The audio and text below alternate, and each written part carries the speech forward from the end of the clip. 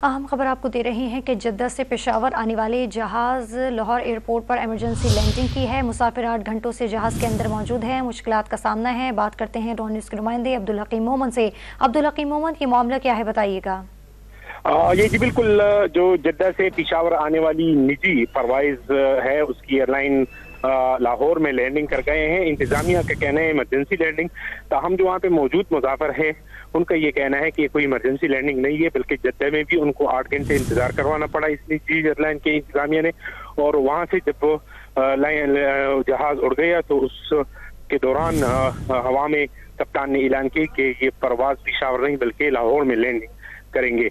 अब इस वक्त 8 घंटे गुजर गए हैं, लेकिन जो मुसाफिर वहाँ पे बैठे हुए हैं 300 लोग, बच्चे भी हैं, ख्वातीन भी उसमें शामिल हैं, पेशावर के रिहायशी है तमाम, तो उनके कहना है कि वो एहतिजाजन वो जहाज से उतर नहीं रहे। कि उनके कहना है कि जद्दा से उनकी एयरलाइन पेशावर तक थी और पेशावर तक उनको पहुंचाएंगे। एहतिजाज इस वक्त भी कर रहे हैं और लाहौर एयरपोर्ट पर जो निजी एयरलाइन है वो मौजूद है और मुसाफिर वहाँ से उतर नहीं रहे। 8 घंटे गुजर गए। बहुत शुक्रिया तफसीलात देने के लिए अब्दुल हकीम मोहम्मद आपका।